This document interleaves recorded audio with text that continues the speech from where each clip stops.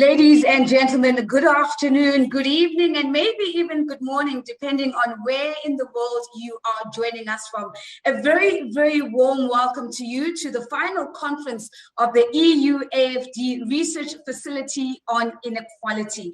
My name is Nozipho Shabalala, and it is an absolute pleasure to serve you as the moderator of your opening and closing plenary sessions. Now, we've connected from all over the world today to really share the results of 3 years of research that has birthed 23 projects that has touched more than 20 countries. And our aim today is really to use this final conference as an opportunity to draw conclusions and to really use the insights that we get from the contributions to inform public policy, but also to inform development cooperation strategies. In addition to this, I think it is also an opportunity for us to use this conversation and this moment as a launching pad as we look at the next stage of the project, which is, of course, to move far more deliberately from results to policy and impact. And so over the next 4 days, ladies and gentlemen, the invitation is open to you, an invitation for you to connect with, engage with policymakers, with leaders in academia, leaders in civil society, and leaders from international organizations. And just maybe one of the ways that we're going to be doing this is by inviting you to please look to the right side of your screen, where you will see that we have a Slido capability. What this means is that you'll be able to send me questions and comments that I'm going to try to the best of my ability to integrate into the conversation and to pull those questions into the panel discussions so that your voice is indeed included in this very important moment.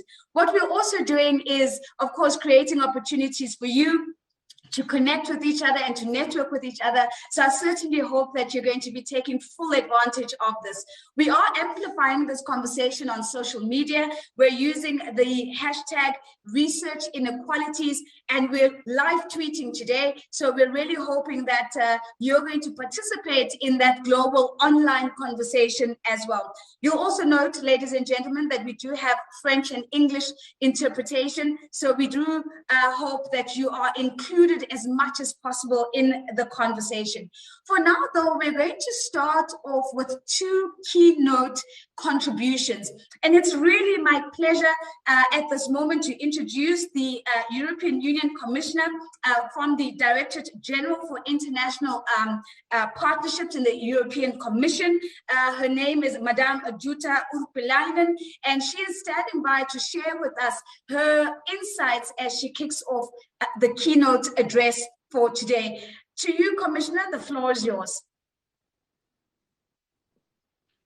Thank you very much.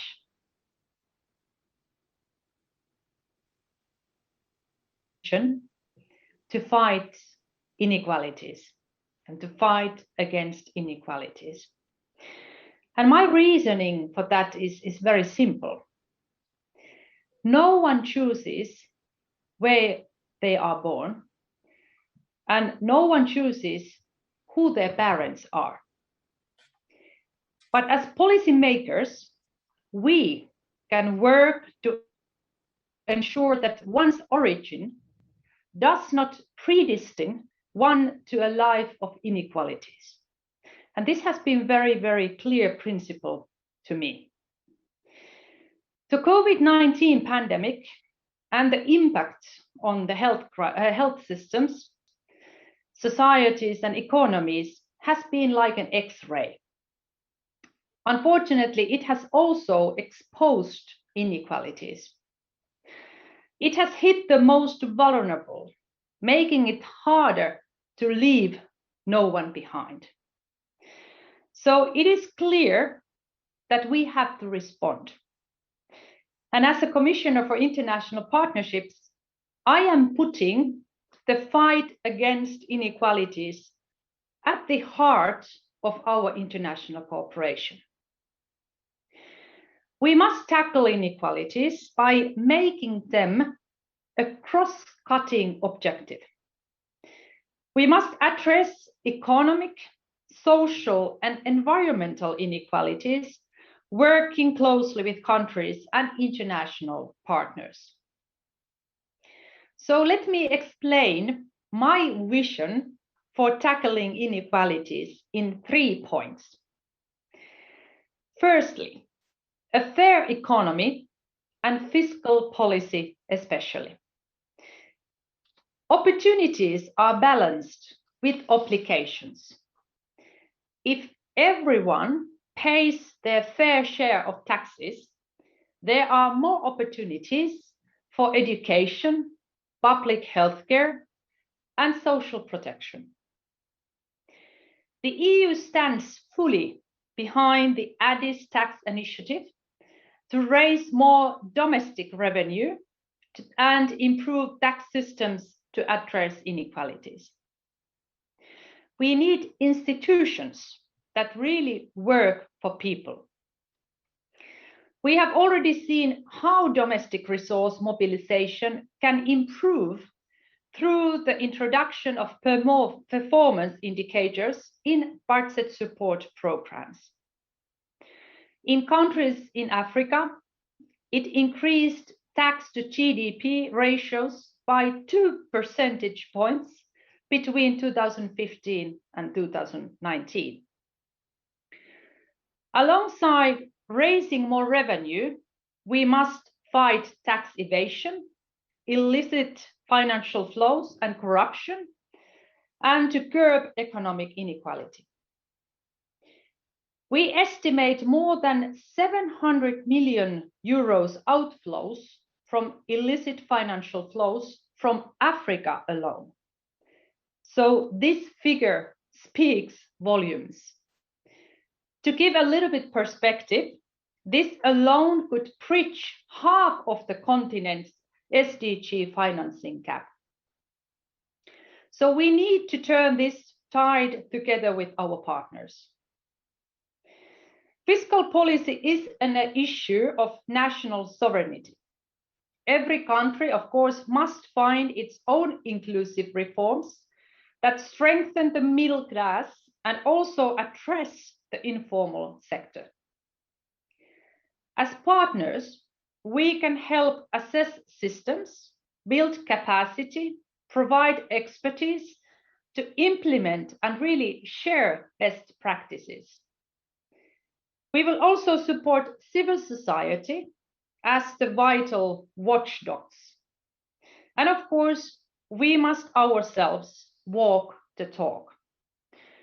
For the EU, this means, for example, that we move ahead on country-by-country reporting of taxes by multinational companies to combat the tax evasion and avoidance. My second point is about investing in people and planet. Human development, especially quality education, is one of the most powerful equalizers in society. The pandemic has disrupted the education of hundreds of millions of children around the world. And there is a real risk that many of these young people, girls in particular, may never return to school. So this is why I have decided to increase spending on education in partner countries from 7% to at least 10%. And this will reach every girl and every boy, support teachers' training, and help match skills with jobs. As important as human development is, of course, the future of the planet we call home. Climate change and environmental degradation increase inequalities, affecting poorer countries and communities across the world first and hardest. The European Green Deal is an ambitious growth strategy. It accelerates the transition towards a low carbon and sustainable future that leaves no one behind. So as a commissioner, I will harness the EU's partnership worldwide for a truly global, green and fair transition for all. The important question is how we will achieve these commitments. We are now programming our actions for next 7 years with our new Global Europe NDICI instrument, which we adopted last week. And this is, of course, a huge opportunity to mainstream inequalities and put the fight against inequalities at the heart of our action. And I want to do it in the most effective way together with the EU member states. Our Team Europe way of working will be instrumental for the push for greater equality and equity, both in partner countries and globally. Team Europe emerged at the start of the pandemic. We needed scale, coordination, and focus to support partners with maximum impact.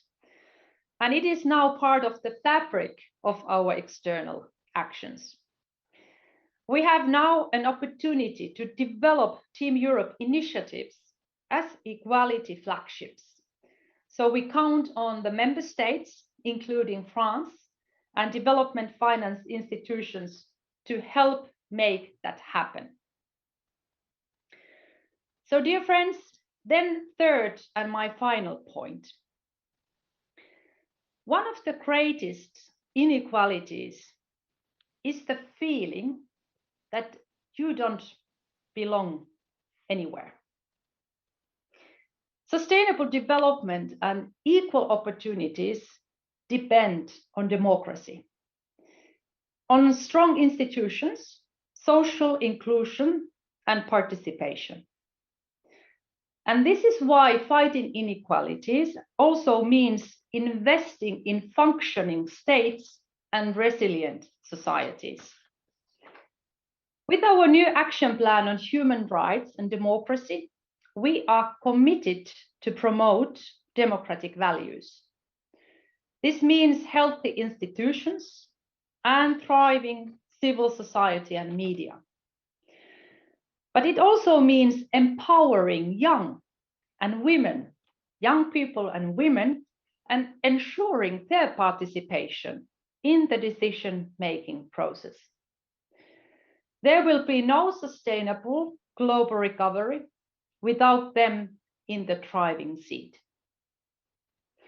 So, dear colleagues, I would like to end by, of course, thanking the EU AFD Research Facility for your insightful and thorough work.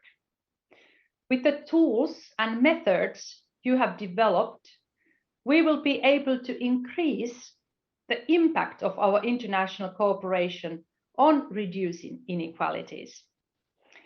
SDG number 10, the first global goal dedicated to reducing inequalities, really, it unites us. We have the vision, we have the policies, the partnerships, and the tools. So now it is up to us to make this change happen. And as you can see, I am very committed to be part of this approach together with you. Thank you very much. It's a massive thank you to you, Commissioner, for really getting us started with a beautiful framing of the conversations that are to follow.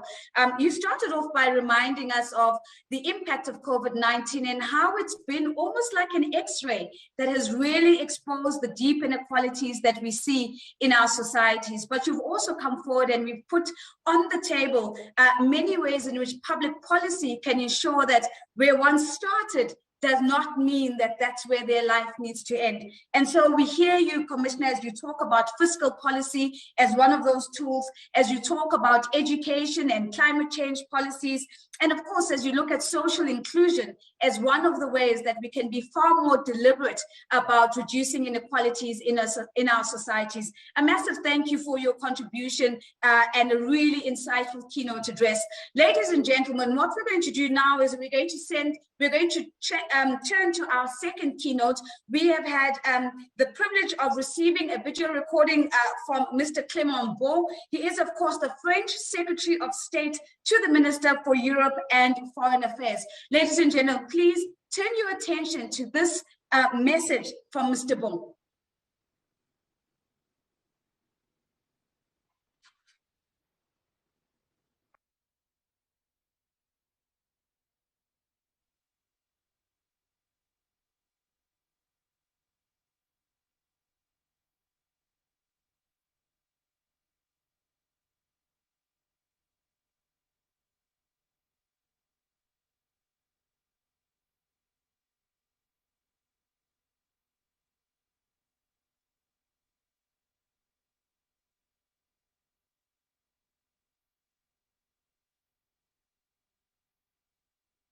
sera encore plus essentiel. Je veux rappeler quelques aspects parce que nous sous-estimons parfois ce que l'équipe d'Europe fait en matière de développement, de lutte contre les inégalités dans le monde. L'équipe d'Europe qui a été si active pendant cette crise en particulier, en réunissant davantage encore nos efforts, nos compétences et nos actions, c'est le premier bailleur, le premier soutien à l'aide au développement dans le monde. Nous ne le disons pas assez, nous ne le faisons pas assez valoir et notre rôle sera plus primordial encore à l'issue de cette crise. Nous avons aussi en France renforcé notre action pour le développement et donc pour la lutte contre les inégalités, avec un engagement financier plus important, 0,55% du RNB à l'horizon 2022, pour nous remettre To the technical team, I believe that there's no sound on this video. If we could please pause and replay with the sound, please. Qui vient d'être adopté dans la première de nos assemblées avant de poursuivre sa route parlementaire dans les semaines qui viennent et qui est essentielle. Mais plus largement, c'est la notion même d'inégalité que nous devons interroger. Nous savons, vous le savez, mieux que personne, les politiques de développement ne sont plus centrées sur l'idée d'augmenter la croissance en général, d'augmenter le revenu moyen sans se préoccuper de la répartition des richesses, d'éléments plus qualitatifs, l'attention au climat, à l'éducation, des jeunes filles en particulier. Et donc c'est cet engagement que nous devons mettre en œuvre. Et dans ce cadre, vous avez pris, il y a maintenant plus de 3 ans, depuis 2017, une initiative originale, celle qui d'abord réunit les institutions européennes et l'Agence française de développement, et je veux saluer ce partenariat, pour mener des actions de recherche avec les pays concernés, plus de 23 projets dans 20 pays, pour analyser la question des inégalités, la façon dont les politiques de développement peuvent mieux contribuer à la réduction de ces inégalités. Vous avez consacré plus de 4 millions déjà à ces financements et ces actions de recherche locales.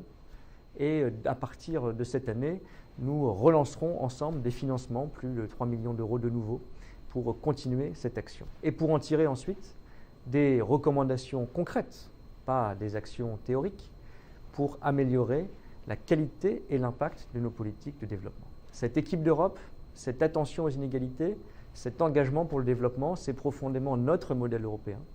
Nous devons renforcer notre capacité d'action commune et votre partenariat en témoigne.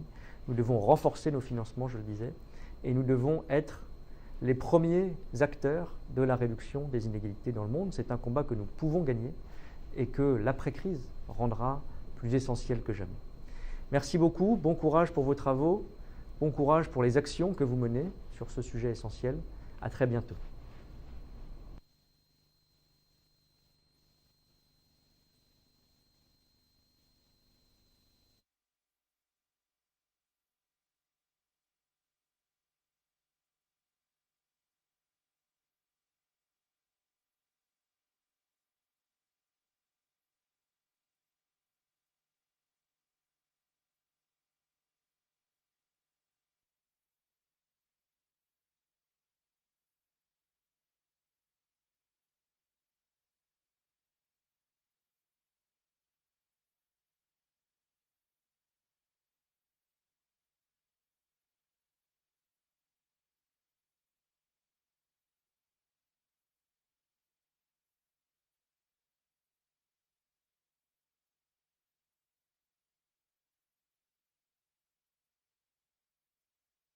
EU's guide on addressing inequality. This is an opportunity for us through this video to really get into some of the practical ways in which we can sustainably begin to reduce inequality. Straight after that, I'm going to be picking up and introducing our high-level panel, which is standing by for a robust conversation with you. For now, here's a short video.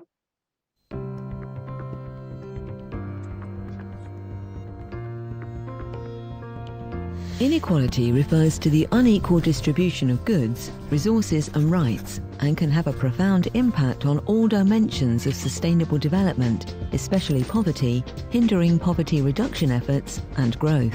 It can be measured in terms of opportunities or outcomes between people who have a shared identity, such as gender, ethnicity, religion, or geographical location.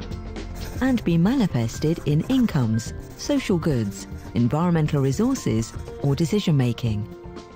The EU has produced a guide to help make its development cooperation more effective in addressing inequalities.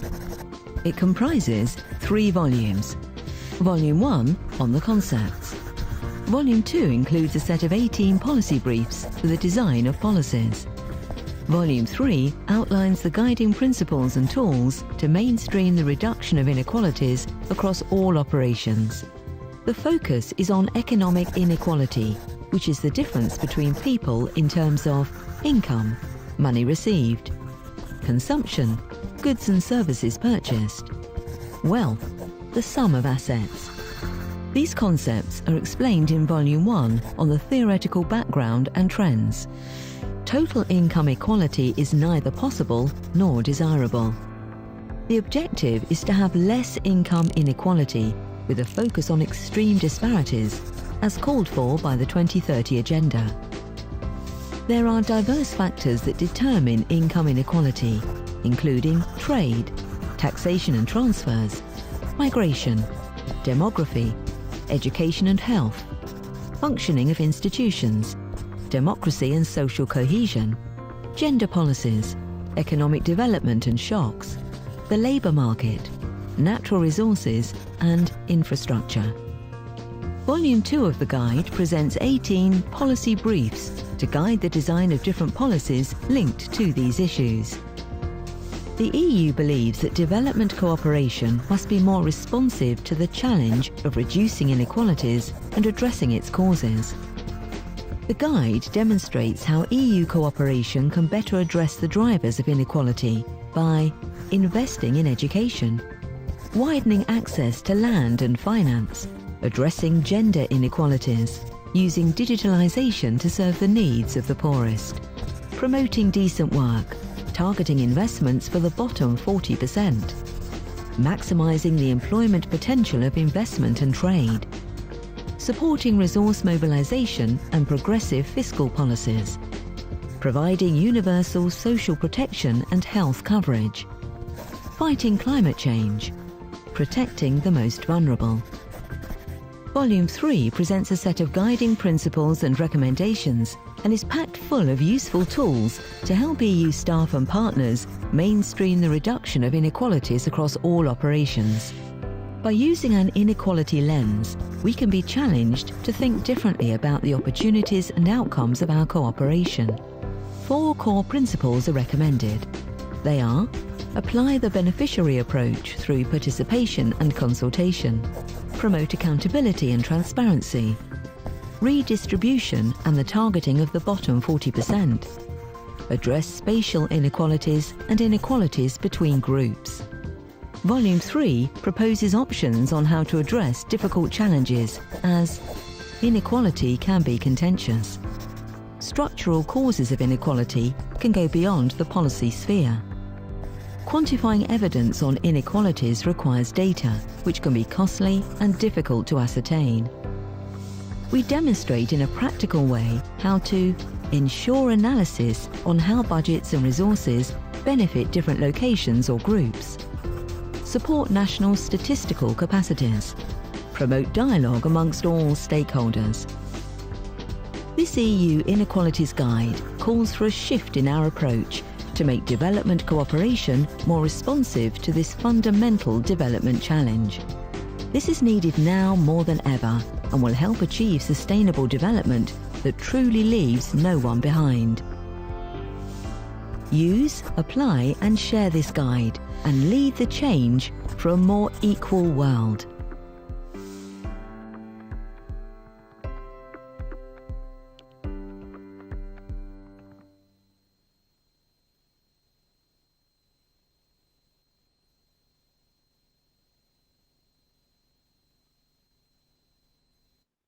That is a clear call to action that we could lead the change to a more equal world.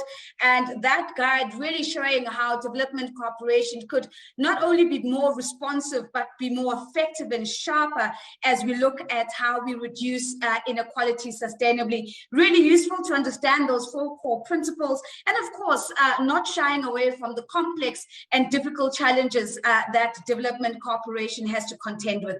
Now, ladies and gentlemen, we are moving into our panel discussion. I think it's really important for us just to first establish the theme of this conversation.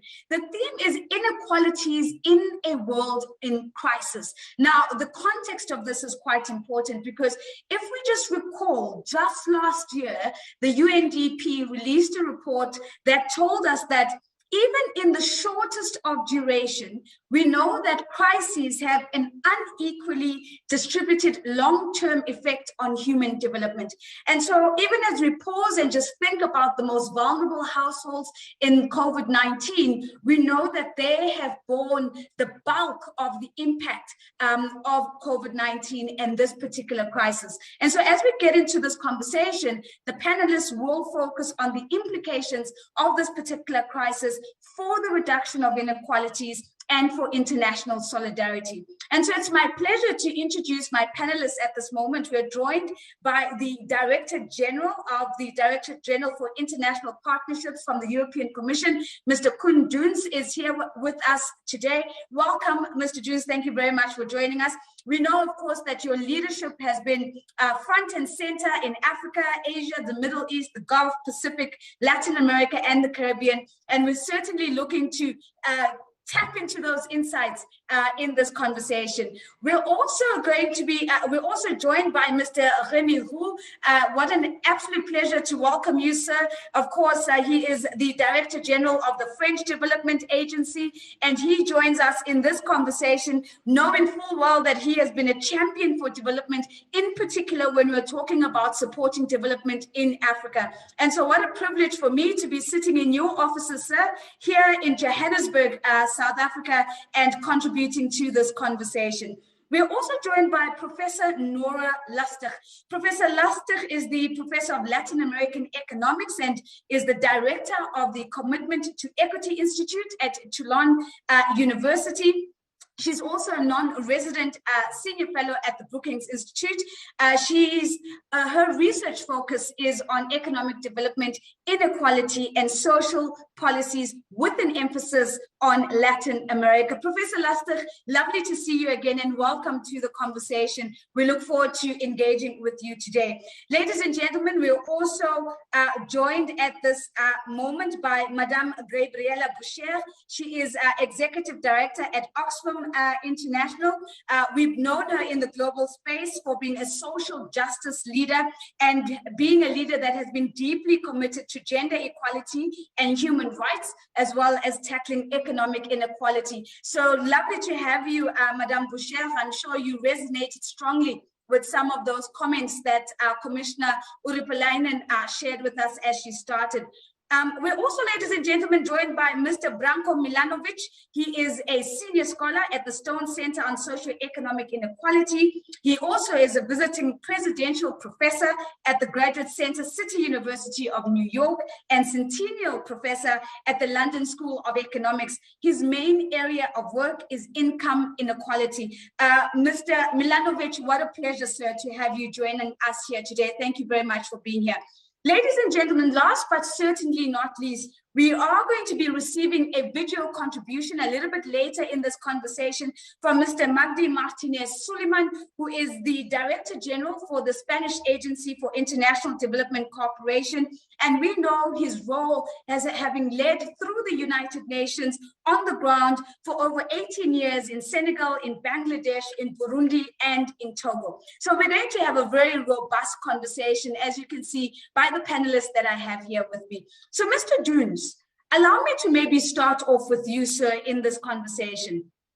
If we pause to think about the current sanitary and economic crisis, how does this crisis reconfigure EU development cooperation? Let's kick off there just to hear how you've had to reconfigure and perhaps pivot in terms of development cooperation from an EU perspective? Over to you.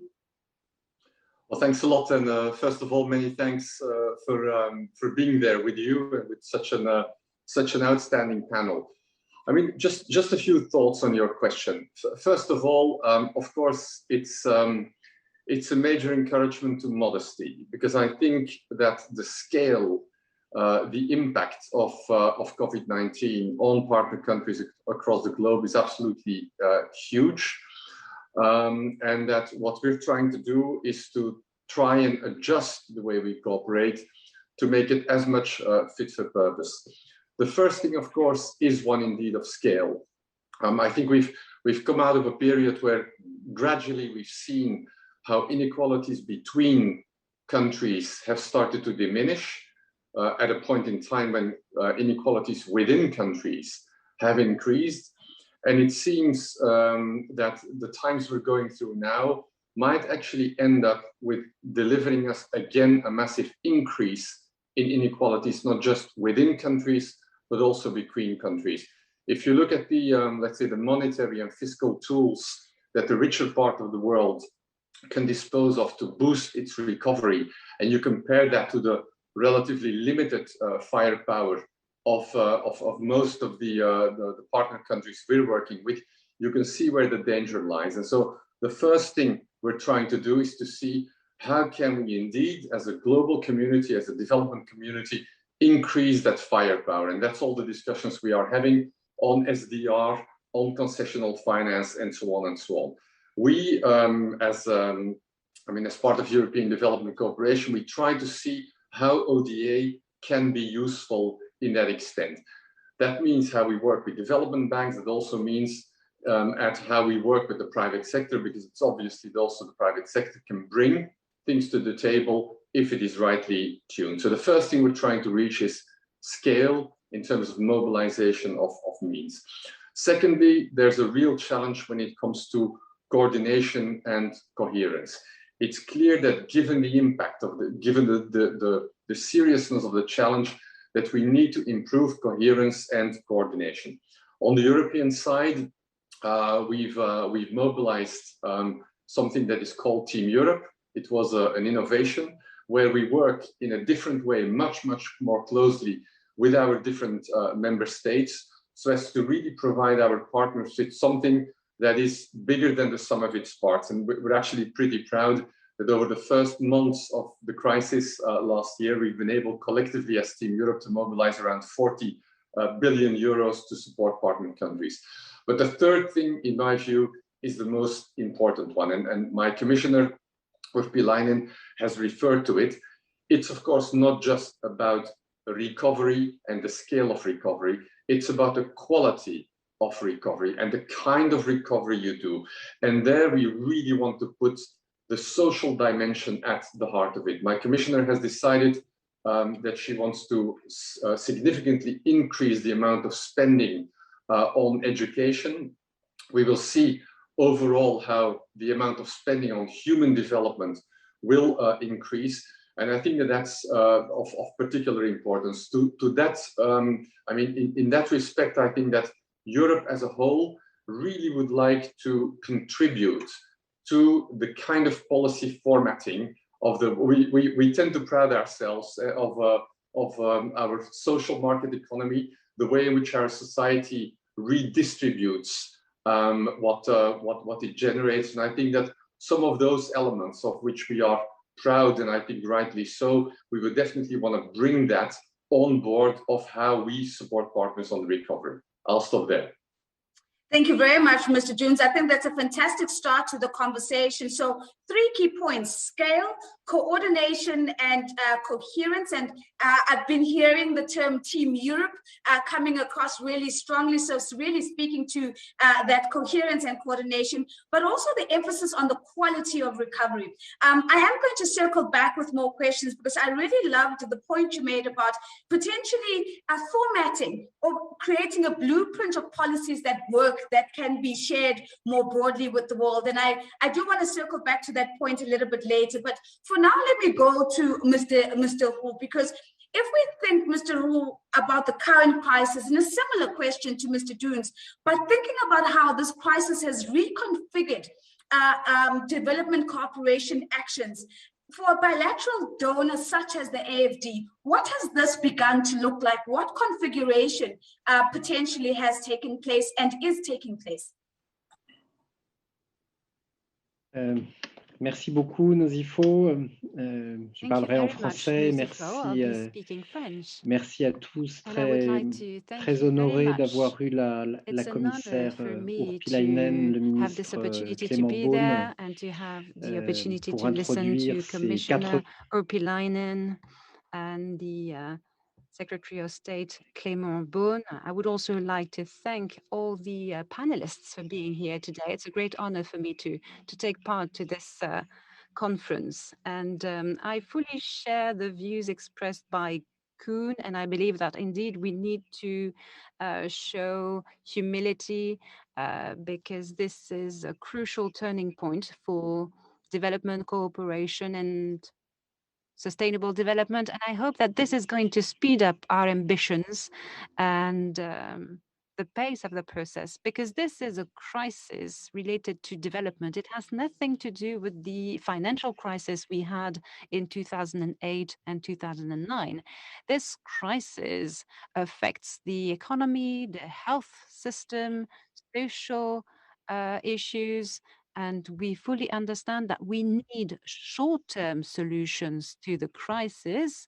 But contrary to previous crises we had, and the one we had 12 years ago, we also need to think about the world that will come next. We need to have a long-term approach related to the decarbonization of the economies. We need to think about sustainable development goals, and these will shape the way we answer to this crisis. This is also a global crisis, and this is something new.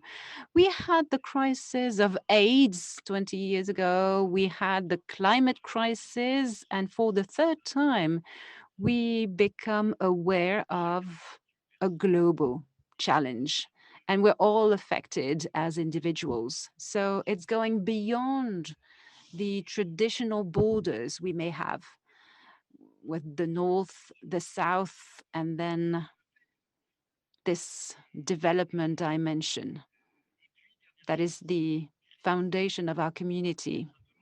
And then we discussed this before the crisis, and it's coming back to the table now, and it will be the subject of this conference. We fully understand now that inequalities are a major factor, and that the crisis is affecting strongly the populations that are vulnerable because of their opportunities, because of their age, their race, their gender.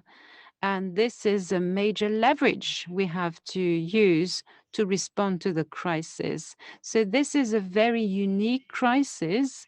And as a result, I believe we need to reinvent the way we work, our core business as a development community. As Koen said, of course, we need to remain ambitious, and this is what France is doing. This is what the EU is doing. We want to dedicate 0.55% of our national wealth to development cooperation. But then we need to go beyond this aid, this support. We also need to use the financial leverage. We need to turn to the private sector. And I hope that this is going to happen soon. You may know that there is an important summit on the 18th of May. We will talk about funding for African communities, and we also need to explore new avenues for cooperation. And what we are currently developing in Europe with the Commission and with the DG INPA, with Team Europe and SFD Plus and other programs. I believe we have new projects. We have a dialogue that is really using research as a starting point with 32 studies. We have a project. We have this facility that will be discussed during the next 4 days. And of course, then we need to draw lessons from this process and include them in the political process and in all of the projects funded by the EU, either directly or through the institutions of member states, such as ACI in Spain, KfW, AFD in France, and all the colleagues in member states that are trying to achieve the political objectives set by the EU. So I believe that this is an asset we have to use. We need to play the card of solidarity, sustainability, and I hope that the results of these studies will make this approach even more credible and efficient. Thank you.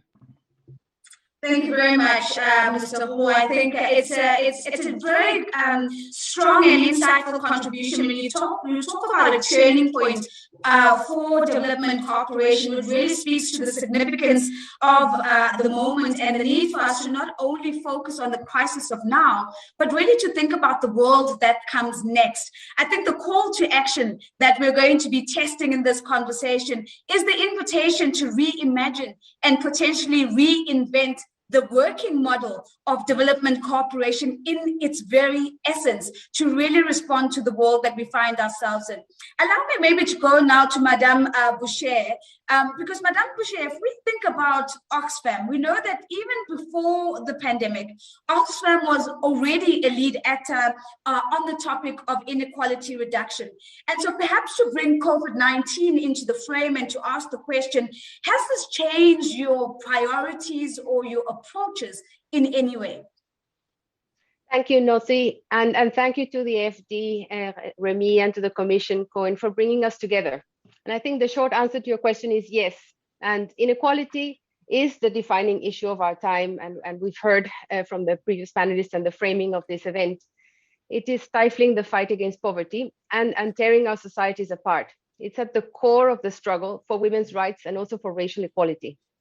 That's why over the last few years, Oxfam has put inequality at the heart of everything we do, from our research and policy to our advocacy and our programs, and to our work with grassroots movements across the globe. So the world COVID-19 entered was already profoundly unequal, in which the last 40 years, the richest 1% have earned more than double the income of the bottom half of the global population, in which nearly half of humanity scraped by on less than $5.50 a day. So such extreme inequality is also inextricably linked to tackling climate breakdown in our economic model. We can't separate the two issues. So our data shows that the richest 1% have consumed twice as much carbon as the bottom 50% for the last quarter of a century, driving climate destruction. So when COVID hit our world and supercharged an already profoundly extreme crisis, in which, as our survey of notable economists across the globe shows, it threatens to increase economic inequality in almost every country at once. And this is the first time this has happened since records began. So the world's 10 richest billionaires have collectively seen their wealth increase by over $500 billion since the start of the pandemic. And it could take the world's poorest people over a decade to recover, so widening the gap even further. So while some governments have taken positive steps, the pandemic has revealed our long-term collective failure to tackle inequality, and our world is paying in lives and livelihoods for this. So in terms of shifts of our priorities, first, actually we're doubling down on the need to not just tinker, but structurally shift our economic model towards greater equality. And we're both excited by the energy of people, ordinary people everywhere, and political and economic leaders across the globe to do something about inequality. And of course, the European Commission is being very clear about this. We're eager to work with more governments, more donors, more institutions on this in very practical ways. And second, taking a multidimensional approach to inequality for us is going to be absolutely crucial.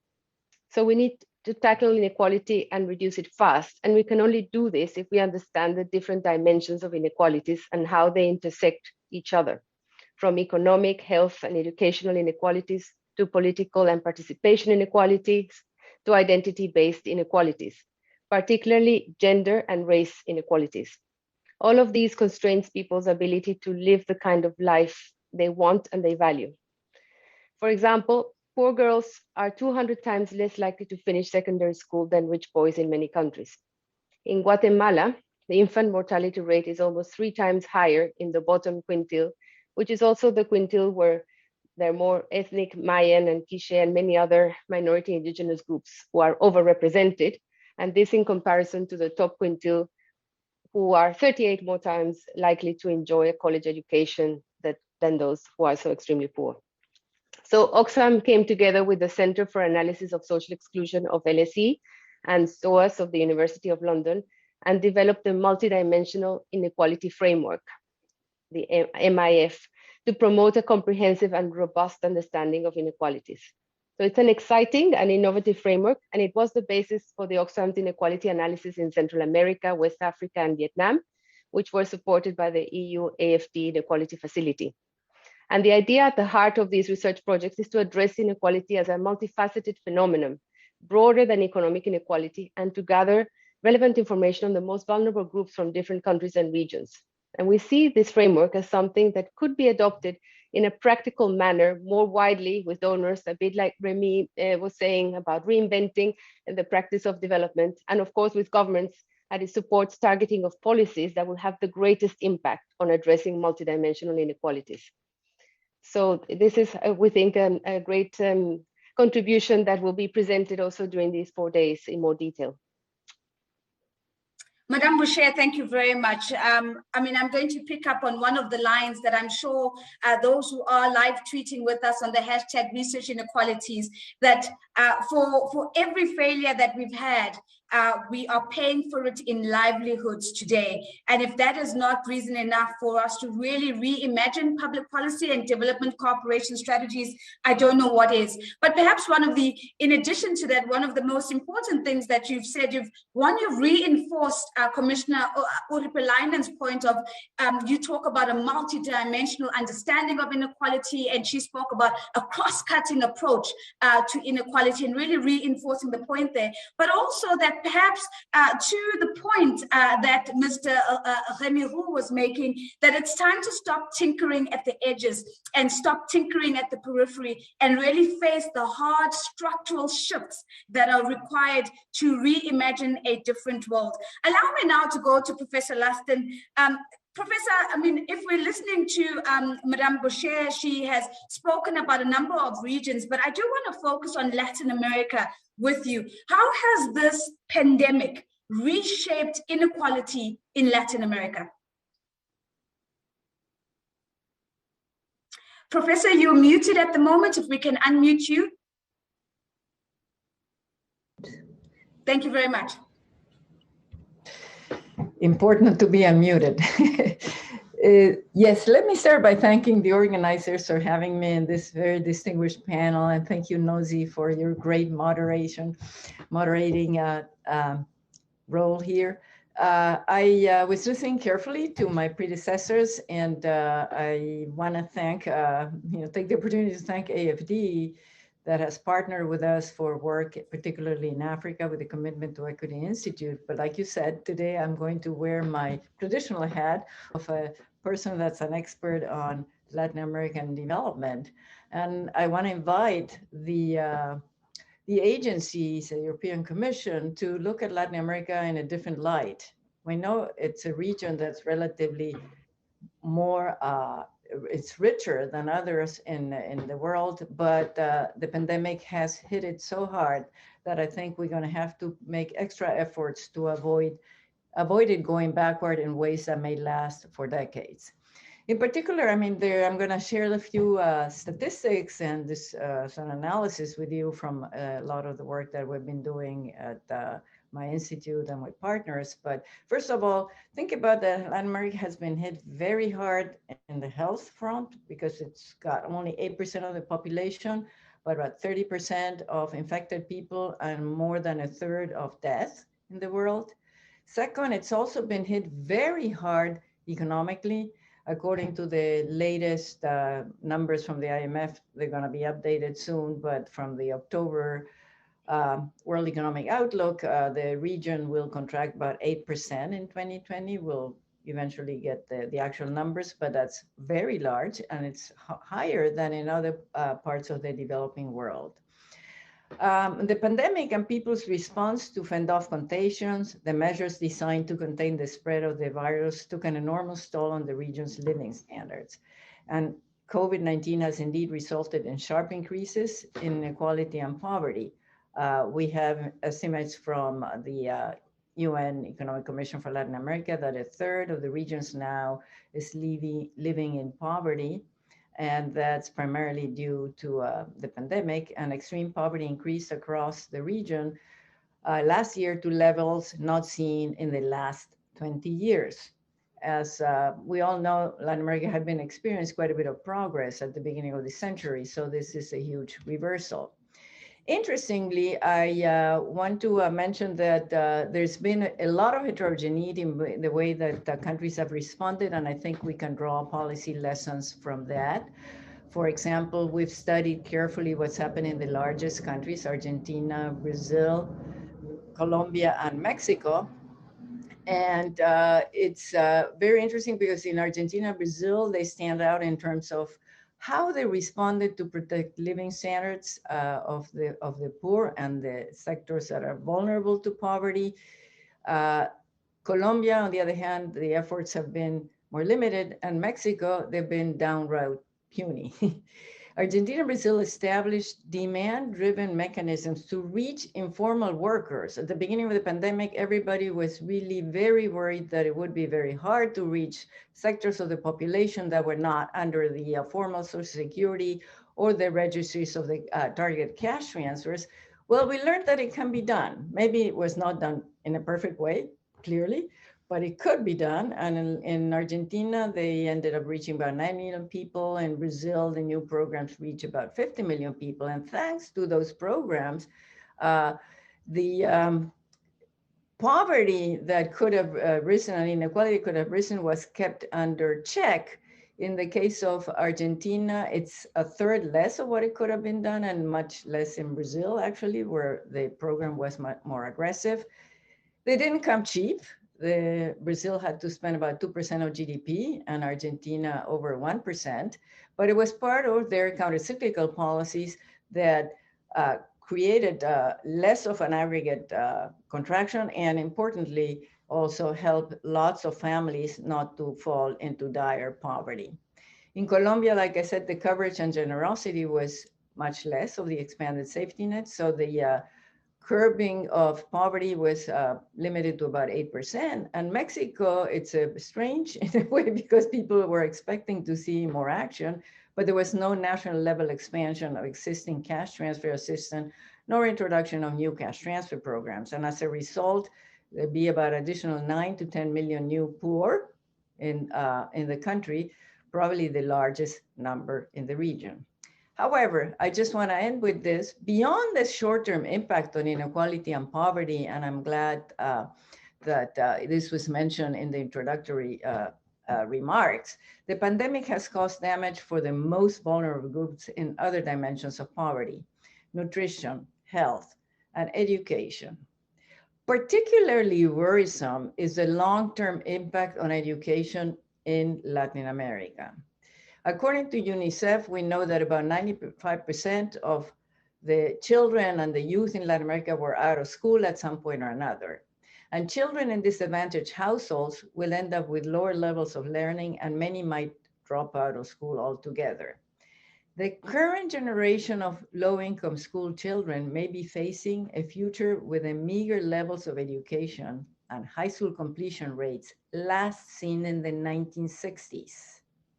Okay, so going backwards in education is not just bad for the children directly affected, but also Latin America's future could witness losses in economic growth and increased political polarization as a result.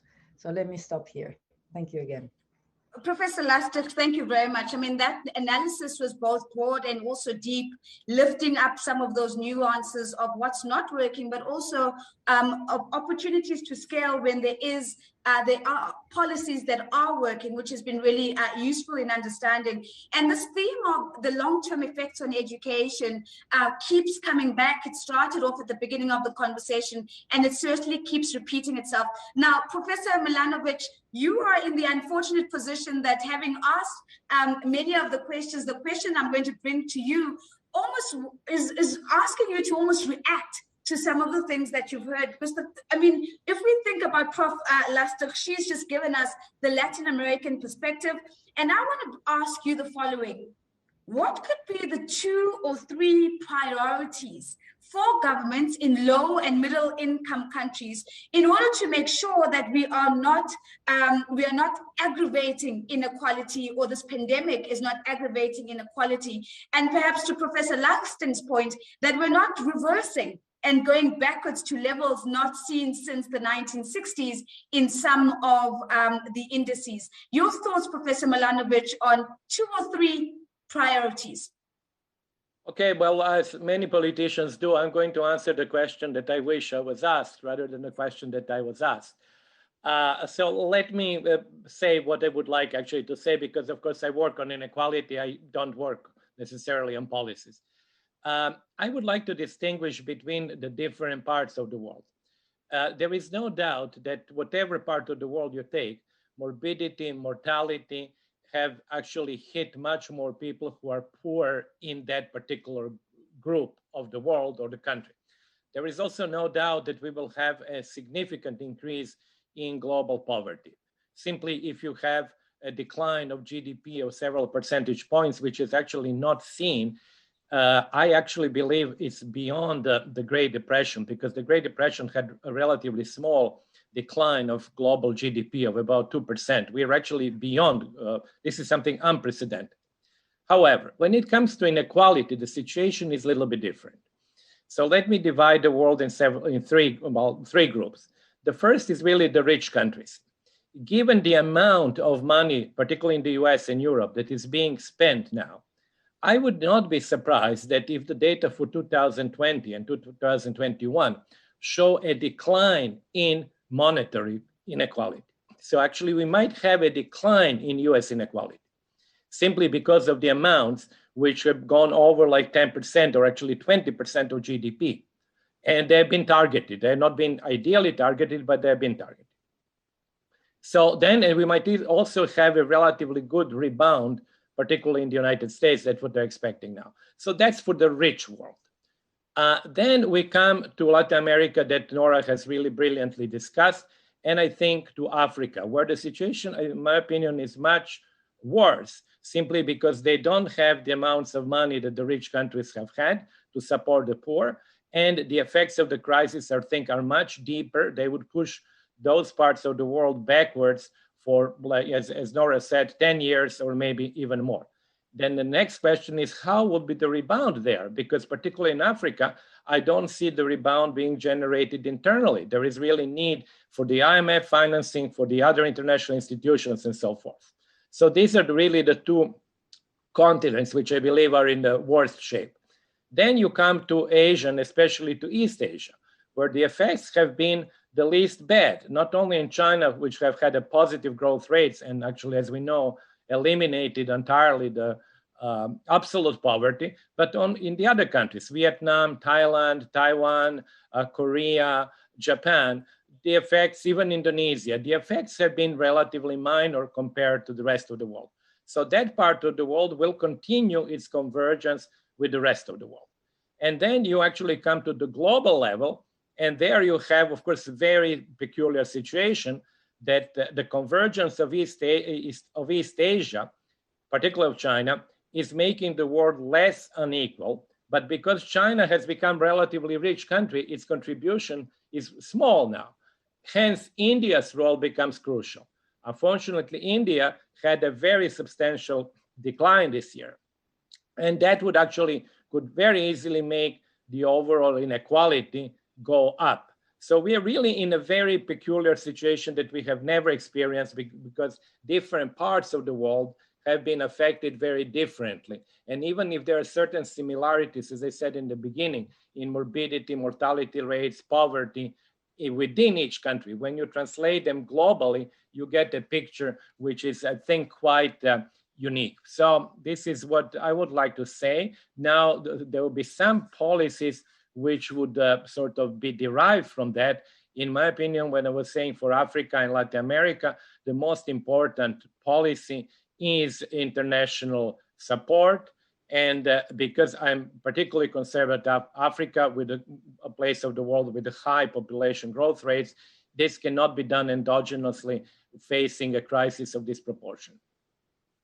Professor Milanovic, that's a beautiful way of asking, of responding to a question you didn't want to respond to. But I think what you've done is you've lifted a very interesting global picture. I did see Mr. Kunduns in my frame vigorously taking notes as you're speaking. So I'm keen to hear him reacting to some of the things that you have raised for us. But the point that you make about Africa and the need for external partners to really step in for the recovery really speaks to the point that we heard from Mr. Clement Bon, who was talking about the importance of seeing ourselves as primary actors that is going to bring about this global recovery. I'm hoping we'll get an opportunity to circle back to some of these issues. I want to reiterate to our global audience that is watching right now, we're keen to hear your voice. So send us your questions, send us your comments, and I'll try and integrate them into the conversation. Let me circle back to Madame Boucher, if we will. Madame, what do you believe, having listened to these first contributions, what do you believe is the biggest threat to global recovery in the wake of the COVID-19 pandemic? What is the single most biggest threat that you think could completely derail any intentions of us moving forward? Madam, if you can unmute. Yes, thank you. Sorry. Yes. Thank you. Well, like Professor Milanovic says, it's a difficult thing to generalize and to answer as one big, but I think the one big thing that is now the inequality issue for all of us is the vaccine issue. Because in reality, as we know, there is difference in access to vaccines in the rich world, but also extreme difference between the developing world and the wealthy economies. So as we know, as we stand today, only 1 in 10 people in the lower and middle income countries will be accessing the vaccine in this year, which will be a challenge for the economic recovery, let alone what was said earlier about the difficulty in having the large injections of support. And as Professor Lustig was saying, some countries have increased their access to large populations, and others, for example, the case in Mexico that you were quoting, is very limited. So of course, those two things combined, the lack of vaccines and the limited investments in the most at-risk populations, will be very, very challenging. But beyond that, what we see is that the big risk is that we actually continue with the measurements that we had before. So focusing on GDP growth and not looking at the huge disparities. And particularly, we have seen it very clearly with COVID exposed. And again, in Latin America, you know, an Afro-Brazilian is much more likely to die of COVID than a white Brazilian in an urban area. So we have to think of those rural, urban differences, ethnic differences, gender differences, and how policies are focused on people and their well-being, very much maybe like New Zealand and Vietnam type of measurements are doing, rather than thinking only on GDP. And then also to think about how is it going to be financed. And it's interesting of developing cooperation supporting also the development of progressive taxation that helps bring about the required funding for this recovery. And Argentina is an example with the one-off wealth tax for the COVID recovery, and that can be replicated in other countries, but it's one of the ways in which also obviously the inequality is reduced.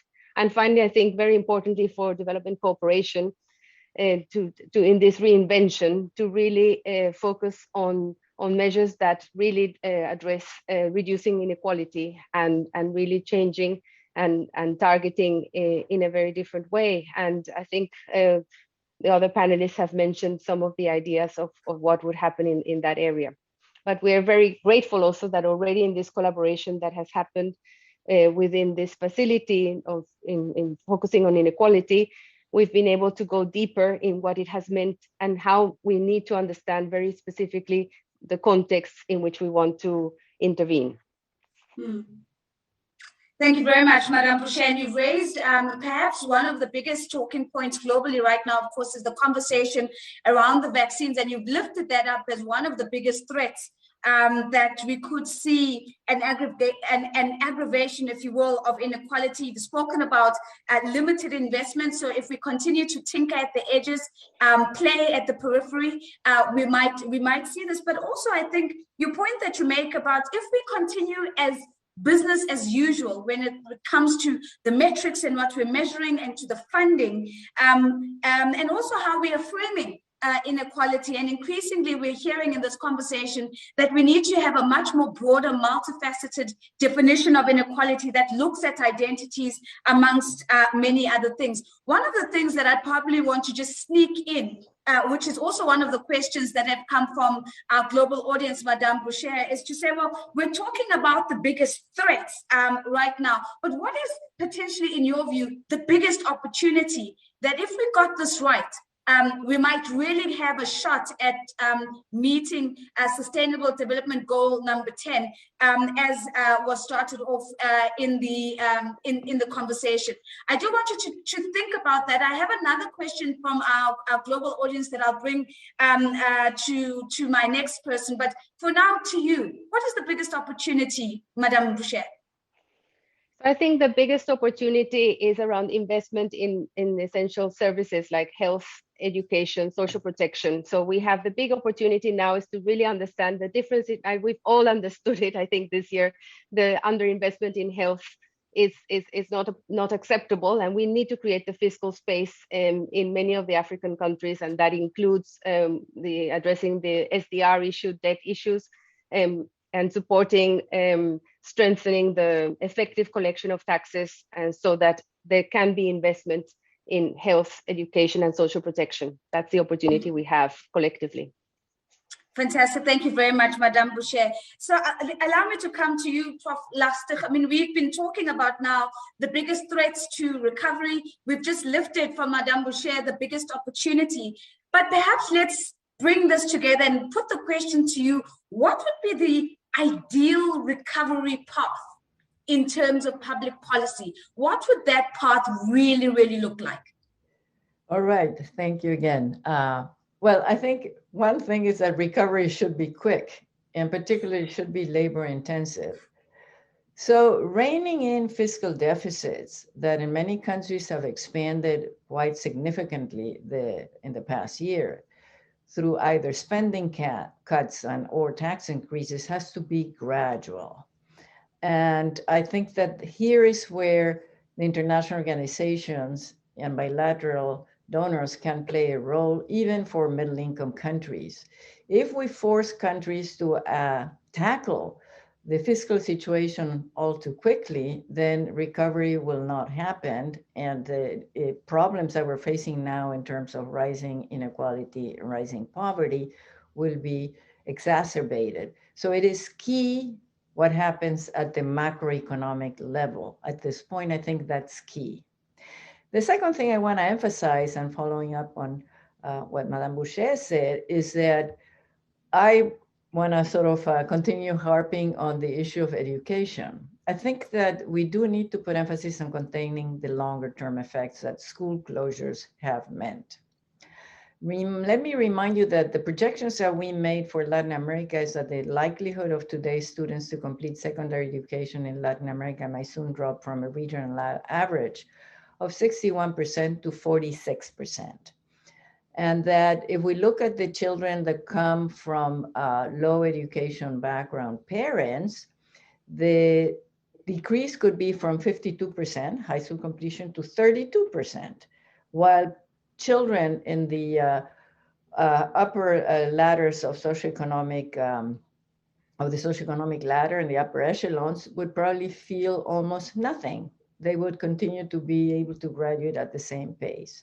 So can something be done to prevent this unequalizing force from happening? Remember that this can be a lasting scar for decades. So to soften the negative impact of school closures on children, even though governments are experimenting with different strategies in terms of reopening schools, it's not going to be enough. And you will need to accompany this by increasing both the amount and quality of learning time. School systems will need to contemplate extended schedules, summer and after school programs, and more personalized instruction. And this will require not only government efforts, it will require efforts on the part of the for-profit and not-for-profit private sector. We call for a crusade if you want to deal with this. The remedial actions will require resources, especially financial ones. So one key recommendation is for governments not to cut education spending when they face the inevitable need to rein in fiscal deficits. In fact, if anything, fiscal resources devoted to education may need to rise. So let me stop here. Sure, Professor Lustig. So a quick recovery as a priority, focusing on what we're doing at a macroeconomic level, but also really taking seriously the funding policy on education right now, and almost been put at a place where we've got to reimagine how we can accelerate what has been lost in terms of those school closures that we've seen. I've got a question here that has come from our global audience, and I'm going to take it to Prof. Milanovic first, but I'm keen if anybody else wants to take a bite of it. Mr. Dunza, Mr. Hu, I'm going to certainly come to you shortly, but Prof. Milanovic, here's the question. The question is, what is the difference between reducing inequality and reducing poverty? And if there is a difference, what should that look like from a development cooperation perspective? Yeah, there is a difference. These are two different things. Reducing inequality simply means making fewer people poor, regardless of whatever you define as the poverty line. Technically speaking, very often when you reduce poverty, you also reduce inequality because these people are poor. And by being poor, they increase inequality. So if you make them less poor, you're also reducing inequality. But the two things are clearly different. You can also reduce inequality by making the rich people less rich. So that also reduces inequality and does not affect the poverty. So the two concepts are, different. I would also like to say that actually I'm very much in agreement with what both Gabriela and Nora said about the importance of education and health. I think for the world, this could be, if it continues, the crisis, could be a little bit like the Cultural Revolution was for China. If you don't have kids going to school for 2 years on a permanent basis, you really lose, you're beginning to lose a generation. So it's a serious matter. I would also finally like to mention something that was not mentioned, but it was something that should make us think, reflect deeply. It is total lack of preparation to face the crisis. And it was not something in poor countries, it was actually most striking in rich countries. Well, we have seen that quite well, and I don't need to dwell on this. But the important part is how wrong we were as scientists in guessing which countries are prepared for the crisis. As I've written about that, you have seen Johns Hopkins report and the Economist Intelligence Unit published it uncannily like 2 months before the pandemic, which listed the US, UK, and the Netherlands as the most prepared for the pandemic. And listed countries like Thailand and Vietnam and China, like really in the middle or lower middle. So we should really think about what we believe we are doing with these mashup indices and other estimates, where they are actually been found to be so dramatically different from the reality. So that's actually a question really for the scientists or for people who do this work. Prof. Milanovic, I've got Prof. Lustig putting up her hand as you are speaking, so I'm sure that she wants to hopefully challenge what you have to say, but of course you can also reinforce what you've shared with us. Prof. Lustig, over to you. Yeah, no, I never challenged Branko. So, no, I totally agree with him. But I just wanted to emphasize when regarding the question about inequality and poverty, I mean, you can reduce poverty just by growth with increasing inequality. I mean, that's what happened in China. A lot of the reduction in poverty in China, which everybody considers to be so amazing, which is amazing, was primarily growth driven, while inequalities were rising tremendously in China. So you can have things going in opposite directions.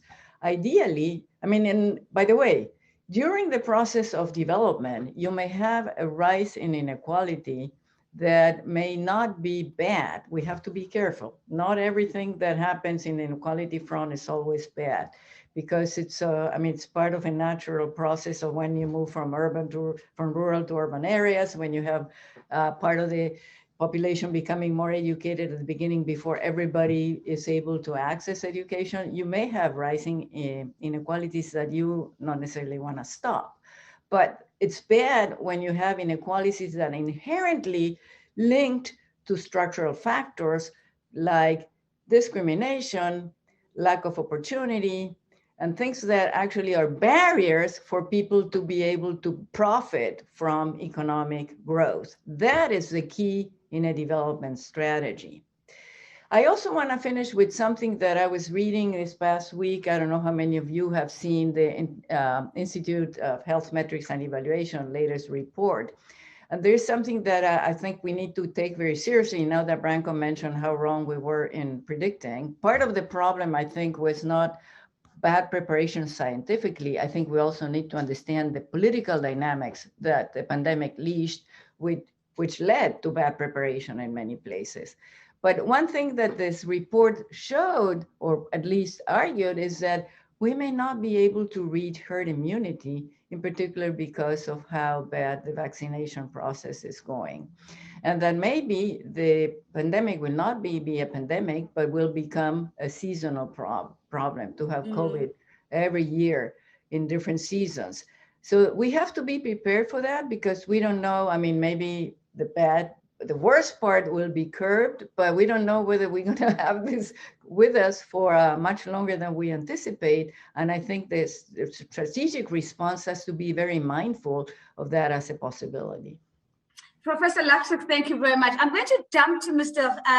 Roux and Mr. Koens for a moment. I'm going to circle back to you, Madame Boucher. There's quite a debate going on around this question that's come in. But Mr. Roux, let me come to you first. I mean, having listened to what has been a really, really robust conversation, what role do you see public development banks in particular, what role do you see them playing in mainstreaming the fight against inequality?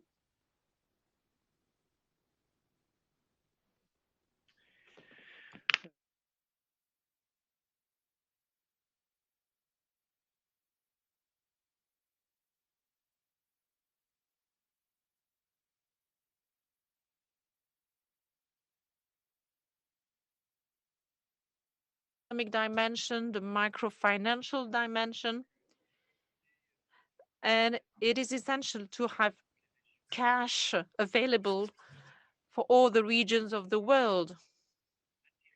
But that cash must be translated into concrete investments in essential services. So it must reach out to all groups of population that are the most vulnerable ones. So the main problem, the issue, the crisis that we are experiencing is the macro-financial challenge and the need to reinvent the access to instruments in order to reach out to the most isolated, the most vulnerable groups of population. Just like in any big crisis, for a few months, we have again focused on public development banks in their capacity to tie the macroeconomic dimension and the macro and the microeconomic dimension. All those banks are getting bigger and bigger, and while keeping in mind the long-term challenges, the long-term structural changes. Last year, we did a little research with the University of Beijing, and we made an inventory of the public development banks, and there were 453 of them. So $2,000 billion of investments per year. So we were wondering if we are well organized, if we give the right incentives with a better and more public management, we couldn't better respond to the crisis. There are a lot of them in Latin America. There is about 100 of them, the BNBS, DCAR, the Inter-American Development Bank. There are a lot of them in Africa as well. In South Africa too, I'm thinking of our colleagues of the DVSA. So there are about 100 of such banks in Africa as well. Afrexim Bank, for example, plays a key role in giving access to vaccination to many African countries with multilateral mechanisms.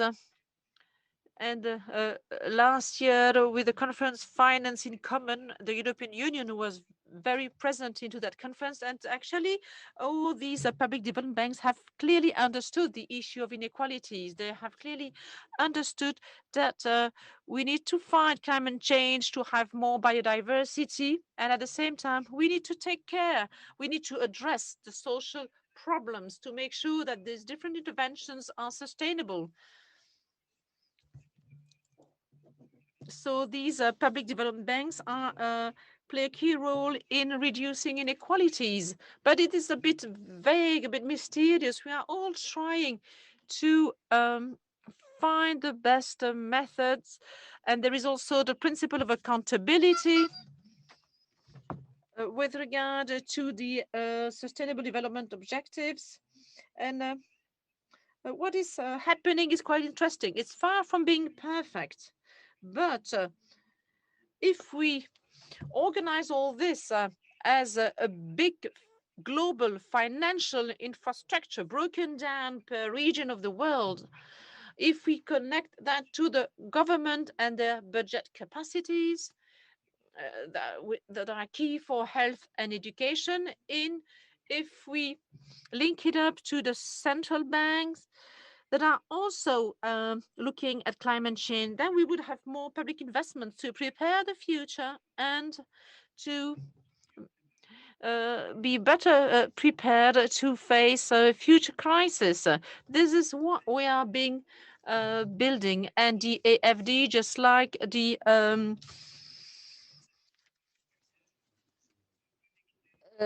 Director General of Kuhn, we're trying to build capacity to organize, to set a big group of public development banks. Thank you. Thank you very much. Mr. Roux, for that response. As you're looking at concrete investments and, of course, looking at reimagining financial instruments, a quick follow-up to you, Mr. Roux, before I move on. One of the themes that has been also surfacing in this conversation has been the opportunity for the private sector to play a bigger role as we think about this recovery. Very quickly, what would have the greatest impact when we're talking about bigger role from the private sector? How can the private sector really have a meaningful impact? What suggestions might you have for us?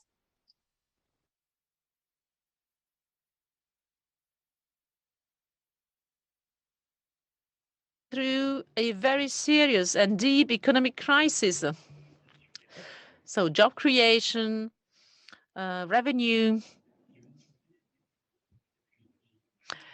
and the situation of the most vulnerable groups of population will depend on the capacity of the public sector to pick up.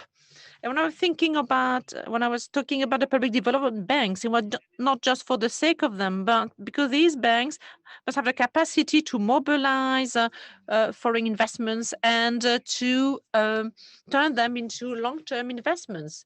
There are a lot of public financial institutions that are dedicated to the public sector. the so-called DFIs, the Development Financial Institutions, and a lot of them have a great deal of expertise in strengthening companies, private companies. So it is very important to use these institutions, especially at a time when private investments are getting lower, especially at a time where the sector of companies could be torn apart with all the social consequences that this may have. So the international cooperation must earmark more resources to the private sector to allow for a high recovery, a dynamic recovery. I think the European Union is quite active, quite dynamic within the European Union itself to start with, but also at international level. Thank you very much for that. Thank you very much for that response, Mr. Hu. As we think about, how can DFIs also crowd in private sector investment, as you've indicated, this might be one of the ways that we can really see a quality recovery coming through and an accelerated recovery. Now, Mr. Jones, I'd like to maybe bring your voice back into this conversation and ask you the first question, which is, what could be the role of the EU in particular with supporting these public development banks that Mr. Hall was responding to in their fight towards reducing inequality as part of the recovery process? How can the EU support? Well, thanks a lot. And I mean, it's always pleasant to see so much juice coming out in such a short amount of time. And what I've heard from Professor Lustig, Milanovic, from Gabriela was I mean, I would have many comments and to make and questions to ask, but I would maybe want to start with a point that both Professor Milanovic and Lustig made, which I find particularly interesting as an angle, which is that indeed there are parts of the world, Latin America, but certainly Africa, that will depend very strongly from the international support to really drive their recovery. Now, of course, money is only part of the equation. Ultimately, it's about policy choices that are being made, and policy choices are first of all political and in certain cases ideological, but money, of course, does play a role there. And what I'm seeing is that there might be a temptation to focus the recovery precisely on growth, on boosting GDP, on having job creation, hopefully connected with a forward-looking agenda linked to low carbon, digital agenda, and so on. But what I hear is that precisely the key when it comes to inequalities is to focus on those issues that affect lack of opportunity, and therefore education, and therefore health, and therefore particular attention to the gender angle. And I'm not sure that naturally the money that is mobilized will flow to what ultimately is more long-term investment, education, health, and so on. And that puts us before a certain responsibility, which is the question, how can we, when we mobilize as an international community to support those parts of the world, to what extent can we, as we mobilize funding, influence some of the policy choices that are made? And that brings us indeed, I mean, it goes beyond the support we provide to public development banks. It basically touches everything, the support we provide to governments, the support we provide to private sector and to the public development banks. And there, when it comes to the PDBs, the real question will be, how can we engage with them in a way that makes them look beyond, let's say, financial returns when looking at returns on investment, which automatically would drive them more to the the job GDP boosting side of the equation, and how can we make sure that the impact on human capital is more taken on board when they look at what's my return on investment. And here I think with ODA, with some of our new innovative instruments like the guarantees, like blending and so on, we can make an impact, because that to a certain extent, through the governance of the whole system, I wouldn't say puts us in a driving seat, but definitely allows us to influence to what kind of, let's say, support, what kind of funding areas we lend our support.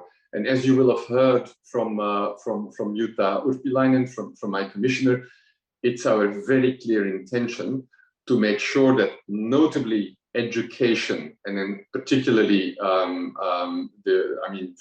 with the gender angle taken into account, but notably education is fully at the heart of what we will do. I'm going to take the opportunity to ask you a follow-up question, Mr. Dunes, because this is really a response to one of the earlier phrases that you used. You used the phrase of firepower. You said we should really try and increase our firepower. So here's the question from our global audience. The question is, what role do you see for debt cancellation as a way of reducing inequality between countries and increasing development countries' firepower? And might you also comment on what the EU and member states are doing to compel private creditors to take part in debt relief initiatives? If you could take a stab at that question from our audience, please, Mr. Dunes. Yes, with pleasure. I think obviously when you look at firepower, debt relief must be part of the equation. And I think that we can say with a certain level of pride that the European Union, our member states, because we as an EU, we are not a creditor, but our member states are, that they have taken an extremely forward-leaning approach on this topic. First of all, when it came to the DSSI in the G20.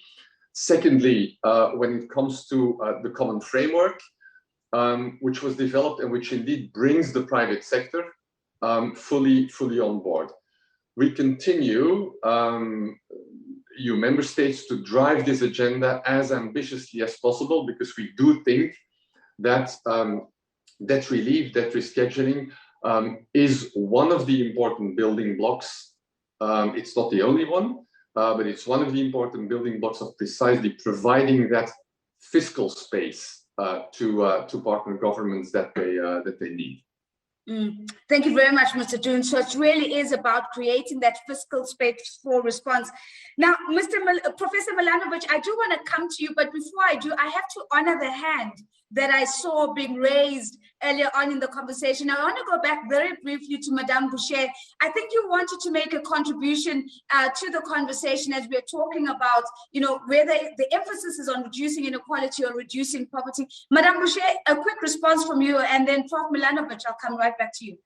Yes, thank you very much. And I think it's along the lines of what we're talking about, the reimagining. So somehow the focus on reducing poverty assumes growth, and in a way doesn't, growth that is possibly unsustainable. So because the big element that we need to come back to all the time is the climate crisis in which we are. So only focusing on reducing poverty doesn't take into consideration that the equation of the consumption of the wealthiest in any society, but of course the wealthiest countries, is very much another dimension.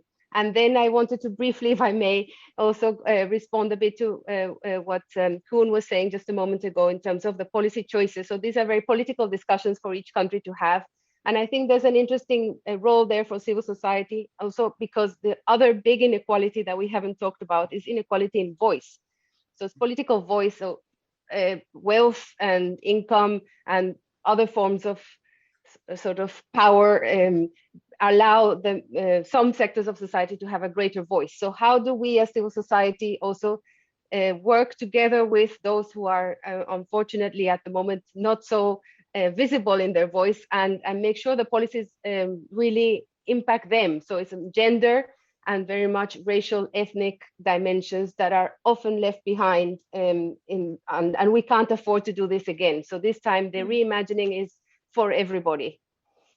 Sure, thank you very much, Madame Boucher. Certainly an inequality we haven't spoken about, the inequality of voice and how that is manifested in who gets a seat at the table, who gets to influence policy, who gets to influence even a strategy that we're taking more broadly. So, Prof. Milanovic, I want to come back to you. I want to give you first an opportunity to react to any of the comments that you've heard so far. One of the things I've been loving about this conversation is the reactions amongst yourselves, but also, Prof, if you could just talk to us about what you now believe, having listened to this conversation, should be the priorities for bilateral development cooperation. What are the priorities that should be top of mind as we look towards a more qualitative, more sustainable recovery path?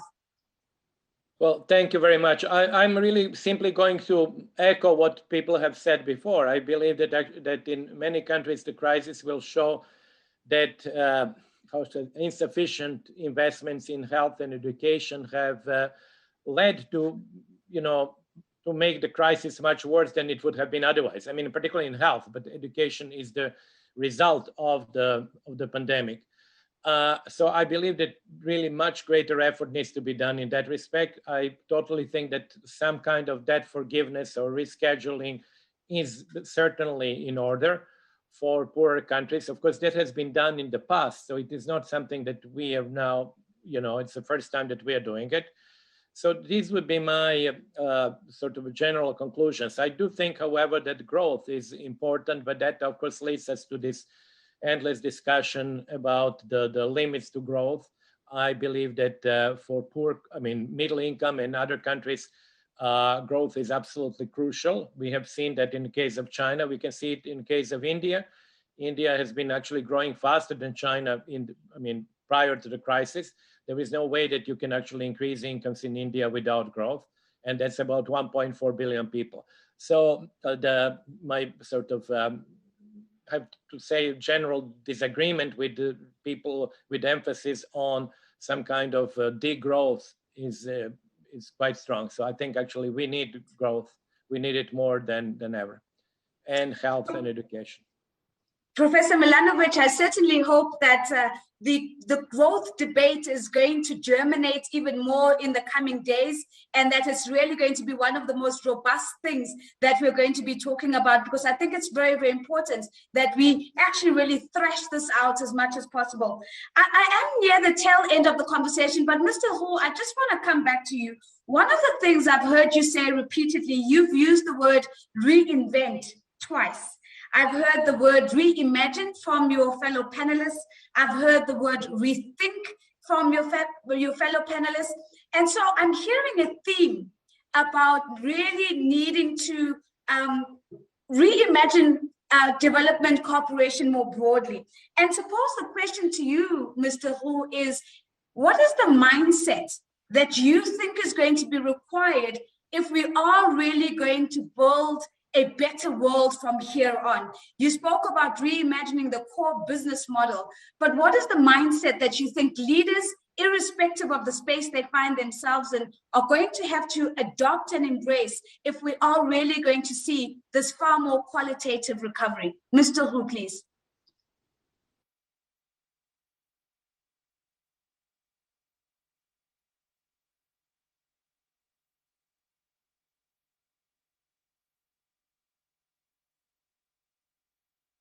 The political level, but also at the operational level of the institutions we are leading. And I would say that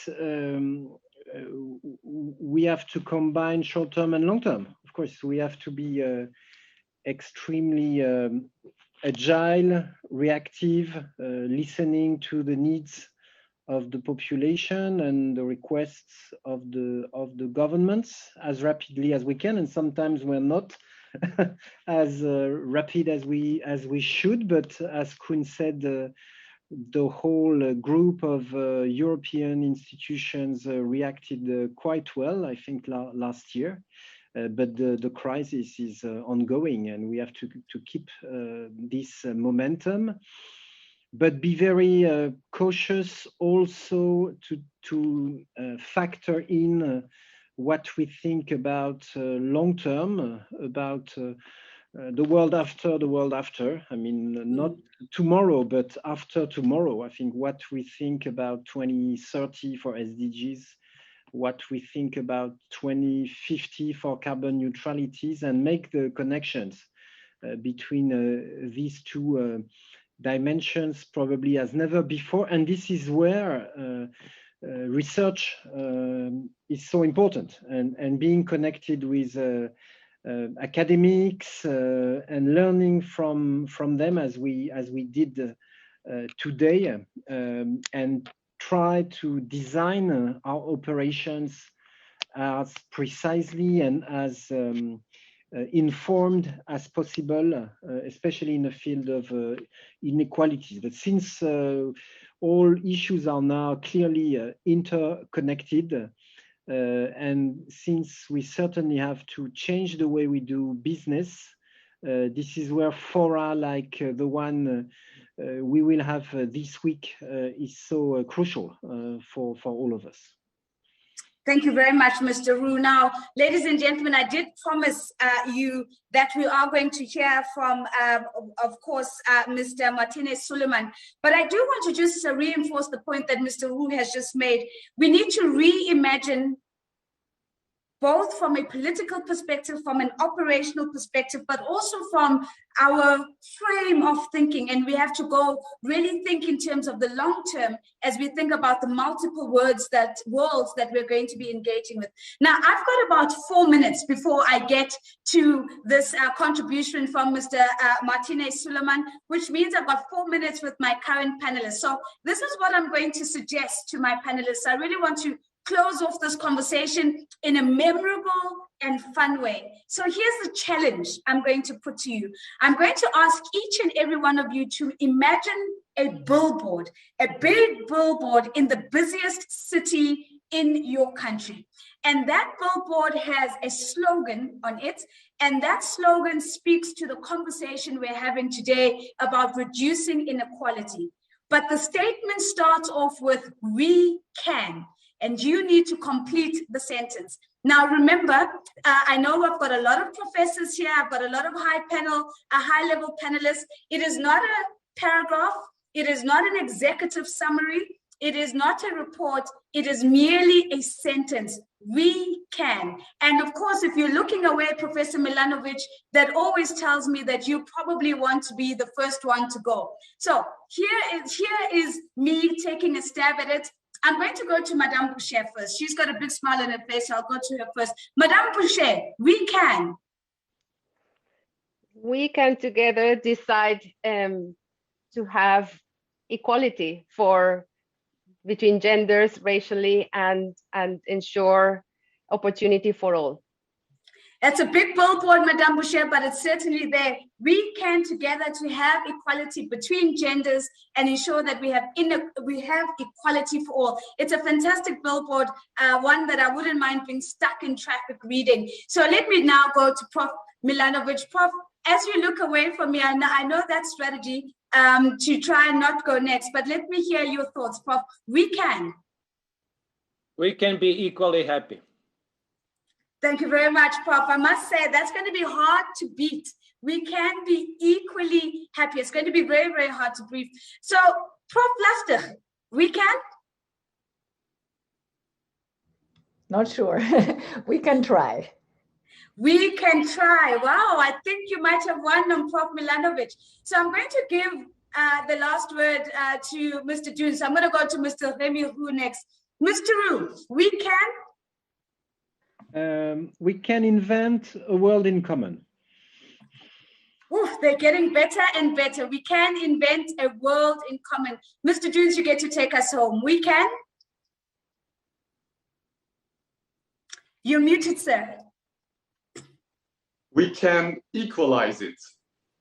We can equalize it. So it's a thumbs up for Madame Boucher. A very big thank you to our panelists. Before you go away, please stay tuned as we turn over our focus now to this short contribution from Mr. Magdi Martinez Suleiman, who of course is the Director General of the Spanish Agency for International Development Cooperation, who could not be with us today, but certainly wanted to contribute to this conversation.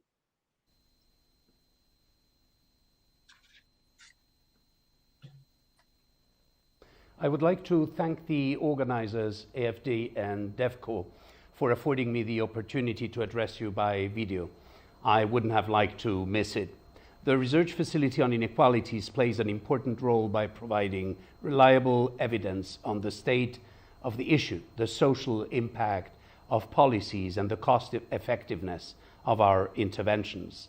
Thus, on behalf of the Spanish Agency for International Development, AECID, I would like to thank and congratulate the European Commission's Directorate General for International Partnerships and the Agence Française du Développement for holding this conference.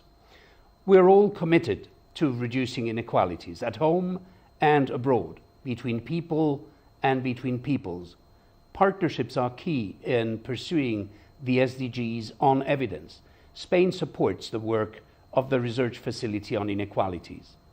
The concept in itself has been studied by the UN and academia for decades, starting with Nobel laureate Amartya Sen in Stanford and his seminal human development concept that was then developed by UNDP, all the way to Thomas Piketty and Joseph Stiglitz, Esther Duflo and Abhijit Banerjee and their Rethinking Poverty, or Jeff Sachs and his Earth Institute at Columbia in New York City. At home, in Spain, Professor Adela Cortina has recently written about aporophobia, or the fear of the poor, which generates hatred, rejection, and doubles down on inequality. We have also learned and applied the multidimensional measurements and underlying conceptions of poverty by Oxford University and Coneval in Mexico and Professor Hernandez Licona there. As a Mexican president said once, in our south, equality is about food. In our north, inequality is about shelter. Everywhere, it is about governance.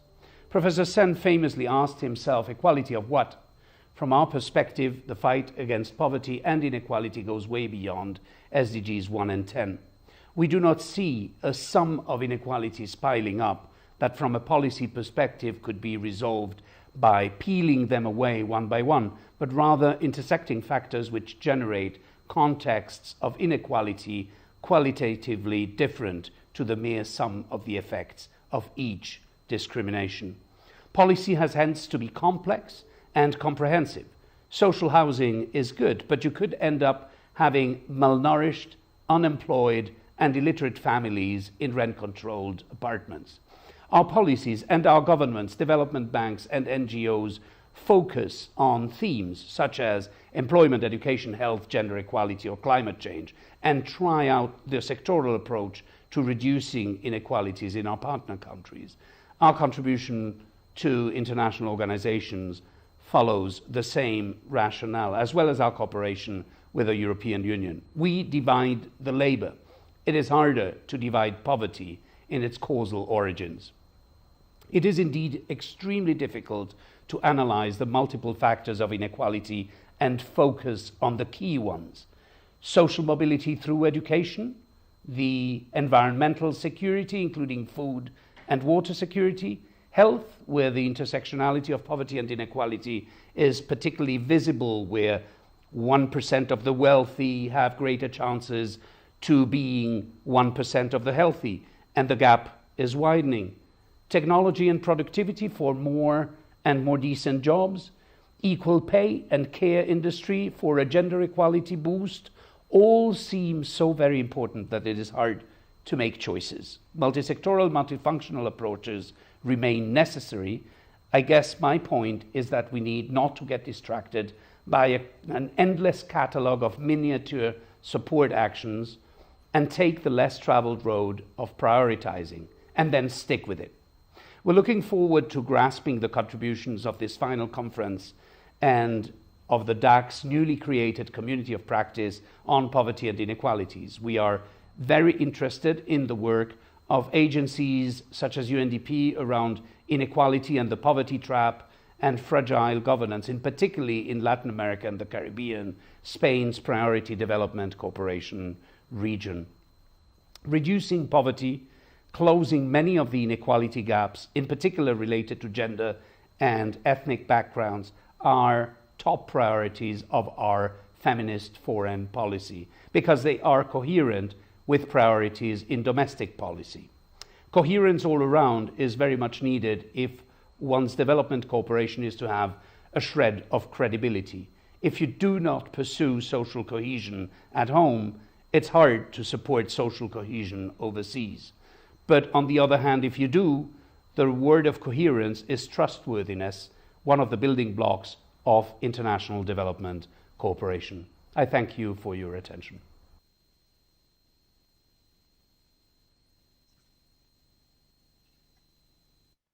It's a very big thank you to Mr. Martinez Suleiman for really weighing into the conversation, almost as if he was a part of this robust discussion, really touching on many of the key issues that we've raised, including some connection or dot connects back to our keynote addresses. Ladies and gentlemen, at this time, with your permission, I've got about 2.5 minutes. I'd like to use that time to really just lift some of the key points that have come out of this conversation. We have heard today that perhaps our greatest opportunity is to really look at scaling the work that we're doing, to stop playing at the periphery and really look at the structural changes that might bring about a qualitative recovery. One of the key words that was used and that I'm sure is going to reflect in the social media is we've got to up our firepower. So we've got that in the bag. We've also had a huge focus today in this conversation on a qualitative recovery that puts human development at the center and does not just look at the traditional GDP metrics to really look at recovery, but really looks at putting people and societies at the center.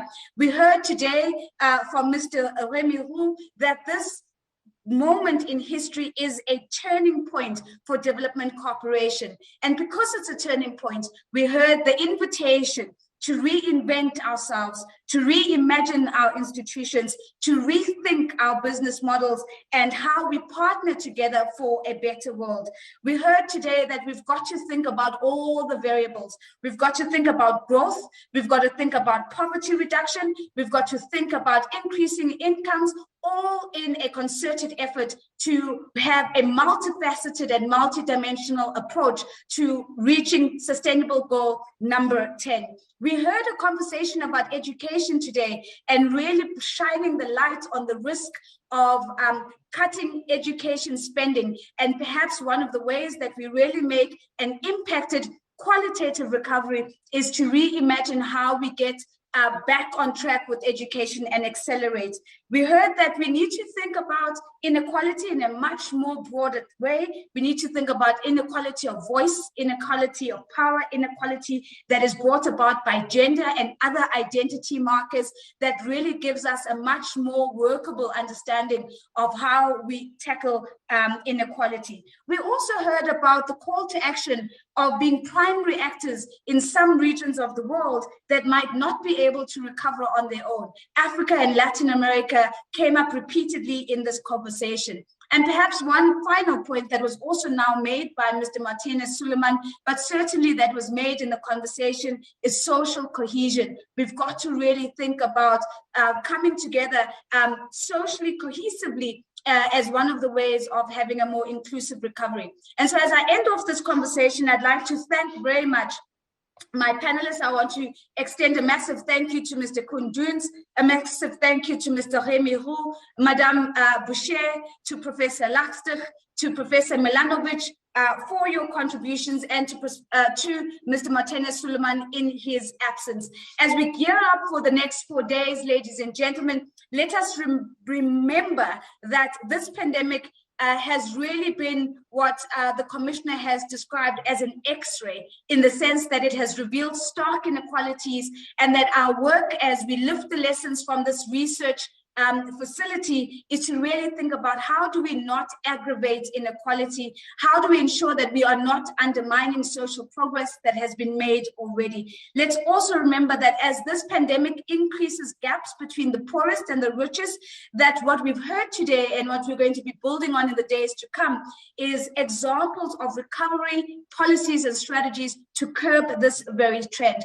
And perhaps the last word is solidarity is going to be key. If we heard the final statement from each of our panelists, it started off, we can, and that really speaks to the solidarity that's going to be required going forward. I do hope that you enjoy the sessions and that you participate fully, that you continue to send us your questions and your comments. A very big thank you to my panelists, a very big thank you for the invitation to moderate this opening plenary. I'll see you at the closing. For myself in Johannesburg, South Africa, it's goodbye for now.